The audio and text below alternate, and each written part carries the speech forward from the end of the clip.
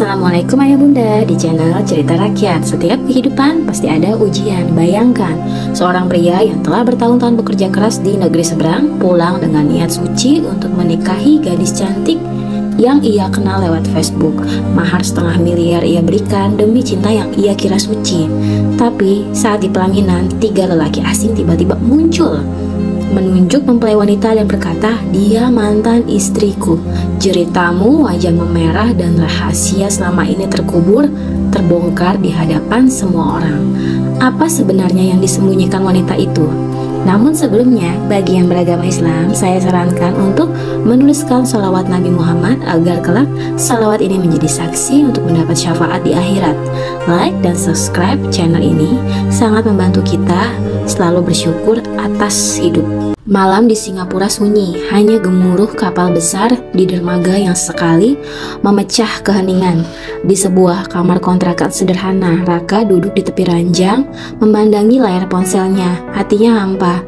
Sudah 5 tahun ia bekerja sebagai teknisi kapal, gaji besar, hidup mapan, tapi kesepian selalu menyelimutinya. Jari-jarinya menggulir layar Facebook. Satu notifikasi masuk dari akun bernama Nisha Ayu. Foto profilnya menampilkan wajah perempuan muda berhijab, tersenyum manis dengan mata bulat yang teduh. Tanpa pikir panjang, Raka membalas salamnya. Obrolan pun dimulai. Hari demi hari mereka semakin akrab. Video call dilakukan hampir setiap malam. Nisha terlihat mungil, berkulit putih dan selalu berbicara dengan suara lembut. Ia mengaku berusia 20 tahun, tinggal bersama tantenya di Semarang, dan belum pernah pacaran serius. Sifatnya polos, seperti tidak pernah tersentuh dunia luar. Raka terpikat. Di usia 34 tahun, ia merasa baru kali ini hatinya benar-benar jatuh cinta. Nisha seperti angin segar di tengah hidupnya yang penuh kesunyian. 2 bulan setelah perkenalan, Raka mengajukan cuti dan pulang ke Indonesia. Dari Jogja, ia naik kereta menuju Semarang, membawa bunga dan sekotak coklat. Perasaan gugup tidak bisa ia sembunyikan. Tapi saat Nisha muncul di stasiun mengenakan gamis sederhana dan senyum menunduk malu, semua gugup itu sirna. Mereka bertemu 3 kali dalam seminggu, selalu di tempat terbuka. Nisha menjaga jarak, berkata bahwa ia ingin hubungan yang halal, bukan sekedar cinta-cintaan. Perkataan itu justru membuat Raka semakin yakin. Pada pertemuan ketiga, Raka berkata lirih, "Aku gak mau kehilangan kamu, Nisha. Aku mau serius. Mau gak kamu jadi istriku?" Mata Nisha berkaca-kaca. Ia menunduk dan menggigit bibir. Lama sekali ia terdiam, sebelum akhirnya berkata, "Aku gak layak, Mas. Aku banyak kekurangannya." Raka menggenggam tangannya. "Aku gak peduli masa lalu kamu. Aku cuma peduli masa depan kita." Nisha menangis, tapi dari air matanya, Raka melihat harapan. 3 hari kemudian, Raka datang bersama kedua orang tuanya untuk melamar. Ia membawa uang tunai 100 juta sebagai tanda keseriusan awal. Keluarga Nisha menyambut dengan haru. Tantenya memeluk Raka, berkata bahwa Nisha anak baik yang penuh luka. Tapi ia yakin Raka bisa menjadi penyembuhnya. Raka hanya tersenyum. Dalam hati ia berjanji akan memberikan yang terbaik. Ia pun kembali ke Singapura seminggu setelah lamaran. Tapi setiap malam pikirannya tidak lepas dari Nisha. Bahkan ketika bekerja, ia menghitung hari menuju pernikahannya. Dalam video call, Nisha semakin manja, sering memanggilnya sayang, sampai saling tersipu malu. 2 bulan kemudian, Raka kembali ke Indonesia dengan niat suci, menikahi perempuan yang ia cintai. Ia membawa mahar dalam bentuk uang tunai, perhiasan, serta logam mulia, senilai total 500 juta rupiah. Semua ia lakukan demi kebahagiaan bersama. Tak ada yang tahu, di balik tatapan teduh dan suara lembut Nisha, ada sebuah rahasia besar yang belum pernah ia ceritakan kepada siapapun. Dan rahasia itu sebentar lagi akan terbongkar. 2 bulan sejak lamaran, Raka kembali menginjak tanah air. Ia turun dari pesawat dengan koper besar dan 1 tas jinjing yang berisi mahar senilai 500 miliar rupiah. Semua ia siapkan dengan hati penuh cinta. Tak ada keraguan sedikit pun dalam dirinya. Ia ingin memulai hidup baru bersama Nisha, gadis yang ia anggap sebagai hadiah dari langit. Raka menumpang mobil sewaan dari bandara menuju Jogja, lalu melanjutkan perjalanannya ke Semarang. Sepanjang jalan ia membayangkan masa depan. Rumah sederhana, pagi dengan suara azan, Nisha di dapur menggunakan celemek, menyuguhkan teh hangat dengan senyuman yang selalu ia rindukan. Sesampainya di rumah Nisha, ia disambut hangat. Tantenya langsung memeluk Raka seperti anak sendiri. Akhirnya datang juga, nak. Nisha sudah tidak sabar, ucap wanita itu sambil tersenyum. Raka masuk ke ruang tamu. Di sana Nisha duduk mengenakan gamis putih polos, wajahnya pucat, tapi tetap anggun. Matanya berkaca-kaca saat melihat Raka. Ia berdiri lalu menyambut dengan suara gemetar. Mas, maaf kalau rumah kami sederhana. Raka hanya tersenyum. Yang penting bukan rumahnya, tapi orang di dalamnya. Beberapa hari berikutnya diisi dengan persiapan pernikahan. Raka menyewa gedung mewah di pusat kota, menyewa vendor catering terkenal, dan memesan dekorasi serba putih emas. Ia ingin memberikan yang terbaik di pernikahannya. Ia bahkan menyewa fotografer profesional dari Jakarta. Semuanya dibiayai oleh Raka sendiri, tanpa meminta sepeser pun dari keluarga Nisha. Mahar senilai 500 juta disiapkan dalam berbagai bentuk. Ada uang tunai yang dibingkai dalam figura, perhiasan emas seberat 300 gram, serta 10 batang logam emas mulia. Semua itu ditata dalam kotak kaca yang akan dipajang saat resepsi. Ia ingin semua orang tahu betapa berharganya wanita yang akan ia nikahi. Namun, di tengah gemuruh kebahagiaan itu, ada sesuatu yang tidak bisa ia pahami. Sesekali Nisha terlihat murung. Ia sering melamun, kadang pandangannya kosong saat duduk sendirian. Raka pernah memergokinya sedang menangis diam-diam di teras kota. Saat ditanya, Nisha hanya berkata, "Aku takut, Mas. Takut kamu gak bahagia setelah menikah denganku." Raka mengelus kepala Nisha. "Aku sudah dewasa. Aku tahu apa yang akan aku pilih." Malam harinya, Raka duduk bersama Tante Nisha. Mereka bicara empat mata di dapur sambil menyeruput teh hangat. Tantenya terlihat ragu, lalu mulai berbicara pelan. "Mas Raka, saya tahu kamu orang baik. Tapi saya mohon satu hal. Jangan pernah tinggalkan Nisa ya." Raka mengangguk, "Saya janji." Wanita itu menarik napas panjang. Dia anak baik, tapi masa lalunya tidak mudah. Raka tidak banyak bertanya. Ia tidak peduli masa lalu. Baginya yang terpenting adalah masa depan mereka bersama. Tapi di lubuk hati yang paling dalam, ada sedikit rasa gelisah yang mulai tumbuh. 3 hari menjelang akad, Raka dan Nisha berfoto prewed.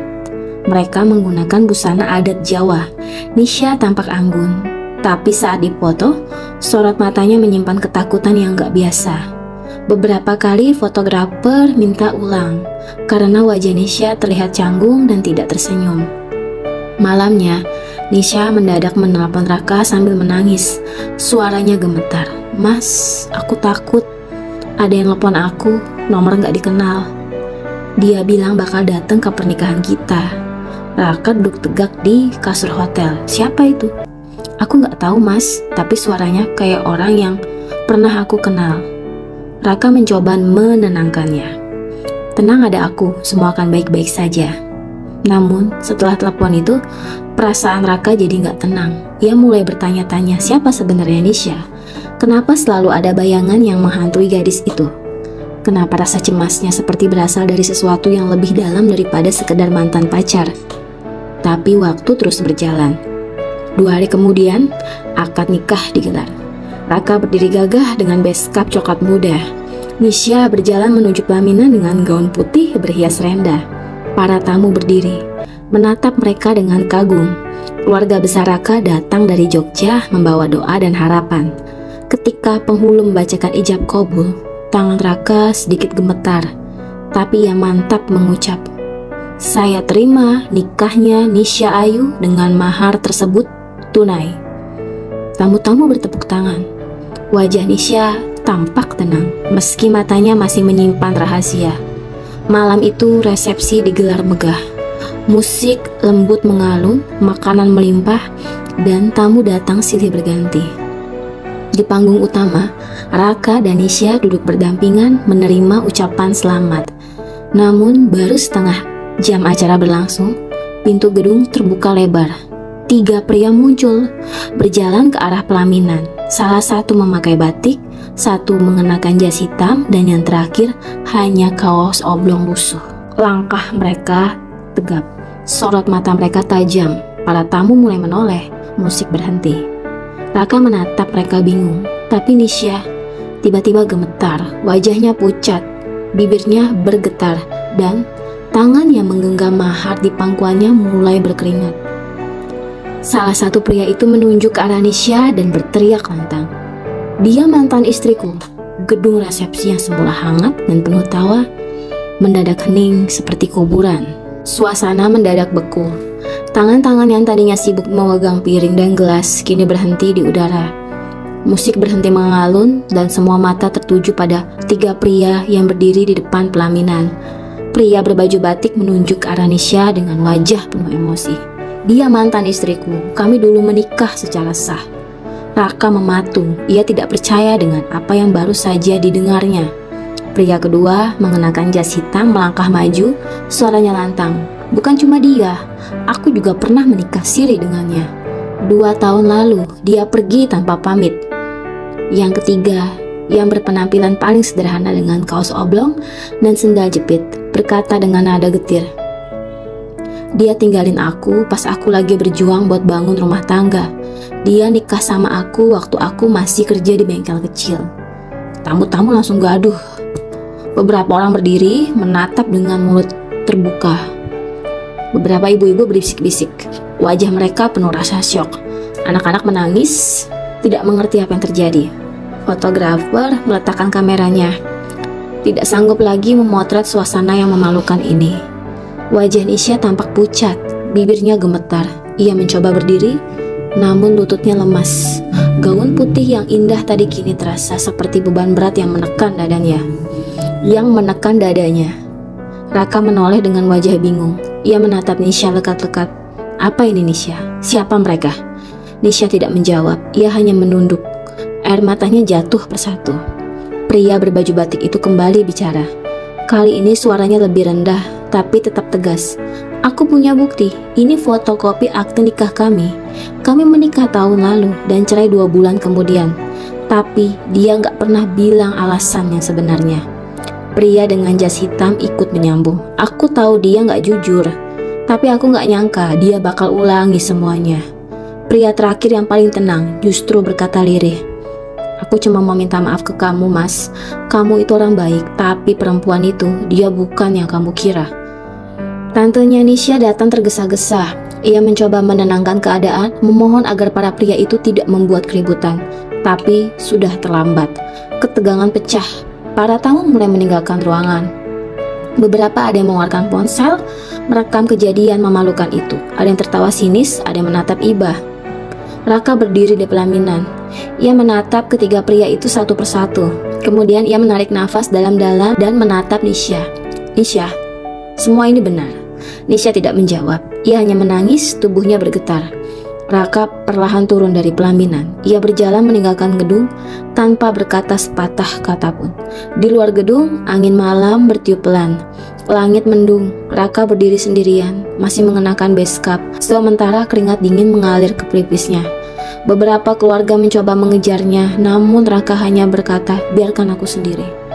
Di dalam gedung, Nisha pingsan, tubuhnya lemas dan jatuh di atas lantai panggung. Beberapa panitia langsung membawanya ke ruang belakang. Sementara itu, ketiga pria tersebut tidak berkelahi. Mereka justru menatap dengan tatapan kecewa. Ternyata mereka semua sama-sama pernah percaya pada perempuan yang sama dan sama-sama terluka. Tante Nisha masuk ke ruang rias di mana Nisha sedang diberi pertolongan. Setelah sadar, Nisha langsung menangis histeris. Semuanya lirih, patah, dan penuh rasa takut. "Aku gak bermaksud jahat, aku cuma pengen hidup bahagia." Tantenya mencoba memeluk, namun Nisha terus berkata, "Aku udah hancur dari dulu. Aku cuma pengen punya masa depan. Aku kira Mas Raka bisa nyelamatin aku." Tapi kenyataan berkata lain. Malam itu, seluruh media sosial dipenuhi potongan video kejadian di pelaminan. Wajah Nisha, tiga pria yang mengaku suaminya, serta Raka yang meninggalkan gedung, semuanya tersebar luas. Komentar netizen bermunculan dari yang mencaci, menyalahkan hingga menyindir. pantas dapat mahar 500 juta. Ternyata mantan istri 3 orang. Zaman sekarang cantik doang tuh nggak cukup, latar belakang harus jelas. Kasihan ya cowoknya, kerja keras di luar negeri cuma buat dinikahi penipu. Sementara itu, Raka menginap di hotel kecil pinggir kota. Ia tidak membuka ponsel, ia hanya duduk diam di sudut ranjang menatap dinding kosong. Di meja, mahar-mahar yang belum sempat diberikan utuh masih tersimpan di dalam koper. Tapi apa gunanya itu? Hati Raka hancur bukan hanya karena uang atau pesta yang gagal, tapi karena ia merasa seperti orang bodoh, percaya pada cinta dari dunia maya, percaya pada wajah manis dan suara lembut, tanpa pernah benar-benar tahu siapa yang ia nikahi. Di sisi lain, Nisha tidak bisa tidur malam itu. Tangisnya tidak berhenti. Semua kenangan tentang Raka kembali ke pikirannya.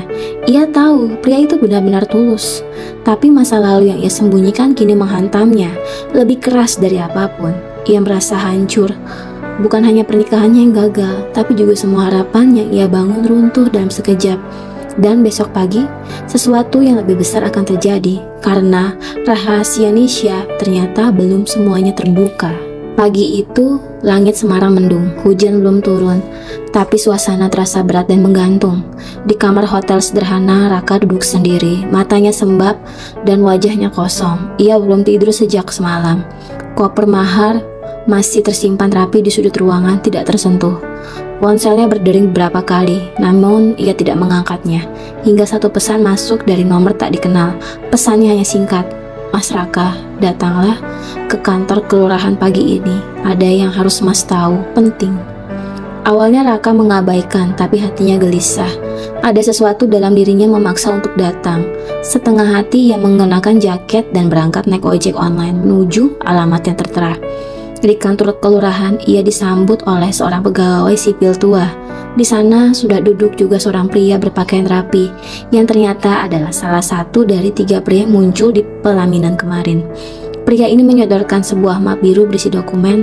"Maaf saya ganggu lagi Mas Raka, tapi saya perlu kasih tahu hal yang belum sempat saya jelaskan kemarin." Dengan nada pelan namun serius, ia mulai bercerita. Nisha memang pernah menikah 3 kali, 2 secara sah, 1 secara siri. Semua pernikahan itu berakhir singkat, bukan karena perselingkuhan, karena Nisha memang tidak pernah mencintai siapapun dari mereka. Nisha dijual oleh keluarganya sendiri. Ucap pria itu lirih. Dia dijodohkan berkali-kali demi uang. Setiap kali cerai, keluarganya dapat bagian, dia cuma alat. Raka menahan napas, tangannya mencengkram lutut. "Aku tahu karena aku sendiri juga korban. Awalnya, aku kira dia wanita manja yang suka harta, tapi setelah beberapa bulan tinggal bersama, aku tahu semuanya." Pria itu menjelaskan bahwa setelah perceraian mereka, Nisha sempat menghilang, tapi ternyata ia tetap dikendalikan oleh tantenya, yang selama ini mengatur segalanya. Dari cara berpakaian Nisha, medsosnya, hingga isi percakapan dengan calon suami, semua diatur dan diarahkan, termasuk perkenalan Nisha dengan Raka di Facebook. "Aku jatuh cinta beneran sama dia Mas Raka, tapi dia nggak punya pilihan. Setiap uang yang masuk selalu diambil keluarganya. Bahkan mahar pun sudah direncanakan mereka buat dibagi-bagi." Raka terdiam. Dunia seakan berhenti berputar. Di kepalanya, wajah Nisha yang dulu polos dan lembut kini berubah menjadi potret luka yang lebih dalam dari yang ia bayangkan. Setelah pertemuan itu, Raka kembali ke hotel. Ia membuka koper mahar, mengambil 1 bingkai berisi uang 100 juta, lalu memasukkannya ke dalam tas ransel. Sisanya ia tinggalkan. Ia memutuskan pergi ke rumah Nisha untuk terakhir kalinya. Sesampainya di sana, suasana rumah sepi. Beberapa tetangga mengatakan bahwa setelah kejadian kemarin, warga Nisha pergi meninggalkan rumah. Tapi Nisha tetap tinggal. Raka mengetuk pintu perlahan dari balik pintu. Suara langkah kaki terdengar mendekat. Dan saat pintu terbuka, Nisha berdiri di sana. Tanpa riasan, tanpa gamis putih, hanya mengenakan daster lusuh dengan wajah sembab. Mata yang dulu indah kini bengkak dan tubuh mungilnya gemetar. "Mas Raka." Suaranya nyaris tak terdengar. Raka tidak berkata apapun. Ia menyerahkan tas berisi sebagian mahar. "Ini untuk kamu. Gunakan untuk pergi dari semua ini. Kamu masih bisa memilih hidupmu sendiri." Nisha menangis sejadi-jadinya. Ia memeluk tas itu, bukan karena uangnya, tapi karena kebaikan yang tidak layak ia terima. Aku gak pantas, Mas. Aku cuma wanita kotor. Raka memandangnya lama. Kamu bukan kotor, kamu cuma korban dari orang-orang tamak. Sekarang giliran kamu, tentukan jalanmu sendiri. Nisa jatuh terduduk di lantai, menangis dalam diam. Ia tidak mengejar, tidak memohon. Ia tahu ini terakhir kalinya ia melihat Raka. Beberapa hari kemudian, Raka kembali ke Singapura. Ia melanjutkan hidupnya bekerja seperti biasa.